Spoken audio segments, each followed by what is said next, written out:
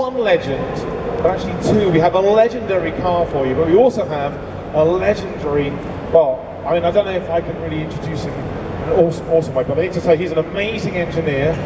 You're going to know him. He's had an incredible career. Thank you. But I think what we need to do first of all, we need to open the curtains. Can we open the curtains a little bit? And what we're going to do then, once we open the curtains, we're going to have this car drive on. But the man who is actually driving this amazing car is a legend in his own right. He has helped people like Benetton, and of course Ferrari, do awesome success. It is the amazing Ross Brawn and a Ferrari 250 GT. Here we go, short wheelbase. Look at this. Are you ready? I want to hear a massive round of applause for this car. Look at that! Oh, that is fantastic. That is amazing, amazing car. Hello, sir. Good to see you. It's a little bit of a tight squeeze if I don't like it. I can help you out. Come on. Here we go.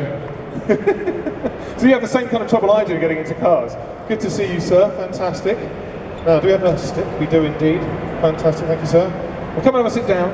You're wonderful. There we go. That's a little chill. Look at that car. That is absolutely amazing. So the thing is, we're going to talk about a few things today. First of all, Ross, we should actually maybe start, because of course you're probably most famous for your amazing, illustrious Formula One career. Not only have you obviously got these amazing teams like Benetton and Ferrari, you know, to awesome success, but you've also done it with your own team. I mean, how many people in here have had their own Formula One team? Exactly. It is actually quite a rare thing to be able to do. So how did it all start? When I was I wasn't a great academic at school. I did okay, but I wasn't a great academic, and my headmaster recommended that I took a different path after I left school, and I did a mechanical engineering apprenticeship. So that was learning to use machinery, learning to fabricate things, learning to machine things, and after I'd finished that, I was working, and I did that apprenticeship at the Atomic Energy Research Establishment. Wow. And after I finished that apprenticeship, I saw a job in the local paper in Reading. Frank Williams, who was a very small company at that stage, were advertising for a machinist. So I went along, and I was interviewed by Patrick Head. Wow, the Patrick Head. Yeah, he became quite a mentor of mine in later years. And Patrick interviewed me, and then I didn't hear anything for ages, a very long time. And I suddenly got a phone call saying, do you want to come and work for us? To which I was delighted. And when I arrived, I sort of shyly asked the question, why did you take so long? And they said, well, the first choice came, didn't like the job, and left, and you were the second choice. So that's outrageous. So that was fate. I think fate took a hand. That is amazing. So that's basically how you obviously then got into the Formula One thing. You obviously, as a machinist, I guess, you were sort of making stuff to start with. Yeah, I worked for Frank. I did a short period, and then Frank lost the company. But I went back to work for him during that wonderful first period of Williams Engineering, when they won 2 world championships, the first one with Alan Jones. I was fortunate to be there, and I worked my way up the company. So I was part and enjoyed that success they had. And Formula One was great then, because it didn't matter what your qualifications were, it was how good you could do the job. Yeah. And how good what you were doing, and your dedication and your commitment. Those are the things that mattered, not the qualifications.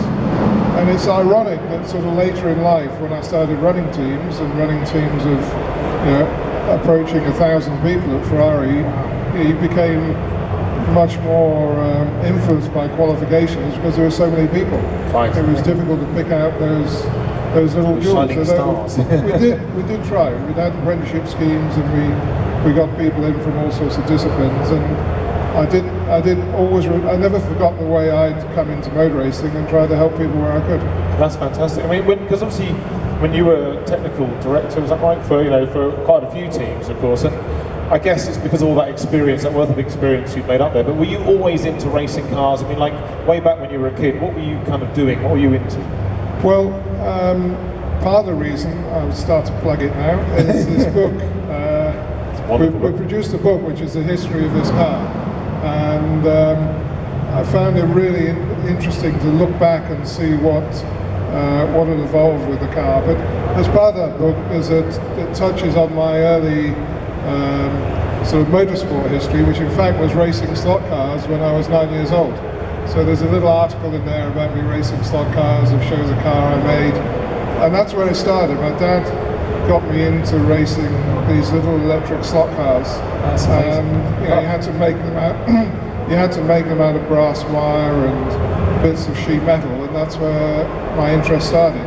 That's awesome, because I mean, obviously you think of nowadays, I mean, I guess the main brand would be Electrics, I guess, is what all the guys and kids would know today, but you were playing way before almost. Well, that didn't exist then.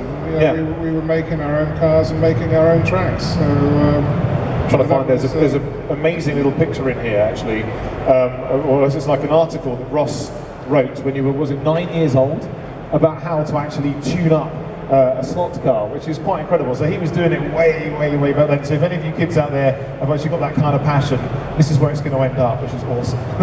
Well, I've been trying to educate my grandsons in the same thing. So we're getting there. So how do, I mean, because obviously you're into cars, you know, you'd be tinkering from as a young boy. So, I mean, what are the kind of racing cars then that you were into? What was inspiring you and what kind of kept you in the business? Well, as a boy, then, you know, there was Sterling, of course, who drove this car, Jim Clark, Jochen Rindt, all those sort of guys were my idols. But I also had a sort of, because of what I was interested in, Colin Chapman was also a hero, because, you know, he always seemed to be a bit radical, a bit forward-thinking in the type of Formula One car he designed, sometimes on the edge, sometimes over the edge. So Colin Chapman was always a great hero of mine. So amazing engineer. And I raced these slot cars up until my late teens. So during that period, I would be making replicas of all sorts of cars that I liked. I saw the SS Camaro. I actually had a model of that as well. So that's that's fantastic. So I mean, so you're playing around. So I mean, how then do we come around to the? Well, for start, this book is something that Ross has actually commissioned and written as well, and it's about this wonderful Ferrari behind us. So we should talk a bit about how, first of all, how you got interested in the car itself, and then how did you come to own it, and kind of what's its amazing history? Well, I'd always been interested in cars, and when I was in the fortunate position to be able to buy some classic cars, I bought the cars of my youth. So I bought a Mark II 3.8 Jag, I bought an E-Type Coupe, and I've bought a car probably roughly once a year throughout my career. So I've got 20 or 30 cars at home. All sorts of weird stuff as well. Pinzgauer, an old Morgan three-wheeler, all sorts of stuff that just appealed to me. And so it's a bit of an eclectic collection. But of course, working for 10 years at Ferrari, that has a soft spot. And when this car came up and I knew the previous owner, then I had to move heaven and earth and try and acquire it. Sell another kidney, all that kind of stuff. Yeah, or my wife's kidneys. But what we did, the book's been written by Doug Nye, who many of you would know is a very prominent, famous journalist. And I was really delighted to be able to persuade Doug to write the book. So and we worked together on a number of parts, but he's put, I think, a really interesting book together. You might ask, you know, how can you write a book about a car, especially a car that only raced for 2 years? But it was a great racing history. Sterling Moss drove it the first year, Mike Parks drove it the second year, and then it stopped. And I think that was significant because the car never got abused. So it had two great teams and great drivers looking after it. And it never ended up in those sort of a back shed somewhere, getting hacked around and modified and all the rest of it. So it's amazingly original engine, original chassis, and we can only find one record of it having a very minor accident in its racing career. Then it went into private ownership, and Doug's managed to tease out all the interesting owners of the past. It was first owned by an Italian, and then many interesting owners. The Corners, both the father and son, owned the car for different periods, and it did some historic racing. Fortunately, we're very good drivers again, so it didn't actually damage it anyway. So it's almost unique in being so original, and I've been fortunate enough to be in the car with Sterling's been driving at Goodwood, So we've taken her around Goodwood a few times, and that's a magical moment. We actually have some footage, I think, of the early racing. It was just after I think it was his first major crash, where he had broken his back, which is a pretty full-on thing to do. And he had loads of therapy to get better, didn't he? And actually, this was the first race after that crash in this car. And I think we may have a little bit here. Yeah, if you watch the guy at the Le Mans start, it's quite amusing because there's one guy who goes to the wrong side of the car. First place on the lineup for the Le Mans type start. It was the 25th RAC. Oh, there he goes. What a nightmare. That's fantastic. That's great. So Sterling goes off and he actually wins this race, doesn't it? So not only did he, this was his first race back from the accident, he actually... I'm not sure it was quite his first race, but it was almost his first race, and certainly his... And it was a terrible accident he had. They thought it was going to end his career. Of course, the second accident he had did unfortunately end his career, but he recovered from this one, despite, I think, breaking some vertebrae and all sorts of other... and that's described in the book. What Doug does a great job is setting the landscape for how this car was bought, how it was prepped.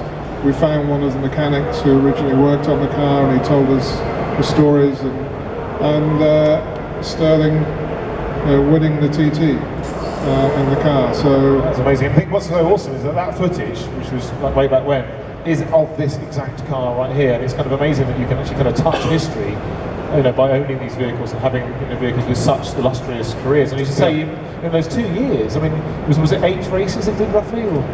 It did 8 races. I think it won 6 of them. So this is a pretty good car. It was pretty quickly superseded by the 250 GTO, because the E-Type came in and started winning, and Ferrari had to up the game, so they brought out the 250 GTO. So these cars raced for quite a short period. And then a lot of them did club racing, and as I say, got modified or beaten up, or abused. So, and this one didn't. So it's almost a time capsule of its early racing. That is amazing. The thing is, the book isn't just about that either, because you also have a little section at the end, which is obviously with your amazing kind of experience and expertise as to what or how to go about making one of these cars again using modern technology, because of course this was done on drawing boards, draftsmen, acres and acres of guys with little pencils and stuff.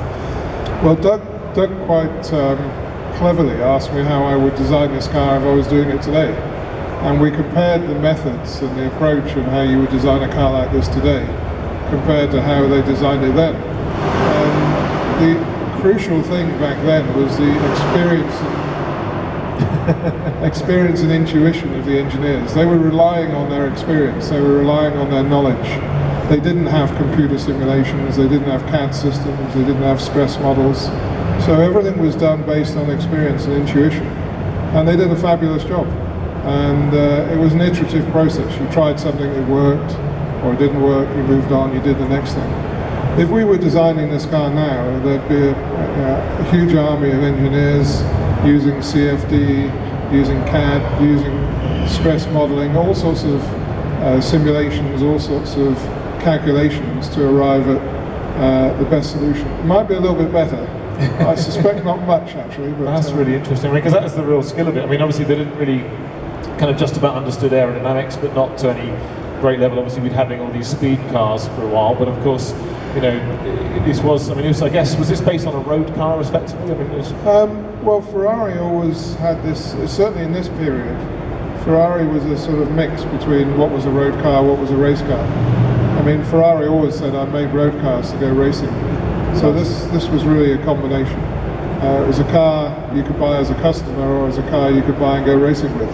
So it was in those great days when Ferraris could do one or the other without too much difficulty.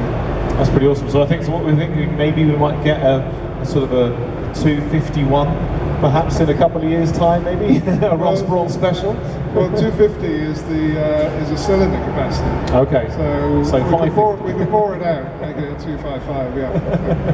That would be awesome. That is fantastic. I mean, I think one of the things, obviously now you've owned the car and you've got to drive it. Do you actually take it to events other than this? Do you actually get to drive it out on the open road much?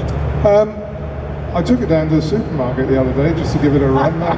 That's fantastic. But, nobody noticed. It was parked in the car park and nobody noticed it. I thought I might get a nod or a wink, but nobody saw it. So, that's very brave though. I mean, you're worried about people opening, grabbing a pram or a trolley. I made sure I parked it in a good place. But so I take it out and give it a run. We take it to Goodwood. We've taken it to Goodwood a few times. We took it to Car Fest. We take it to our local car club too, which is surprisingly big.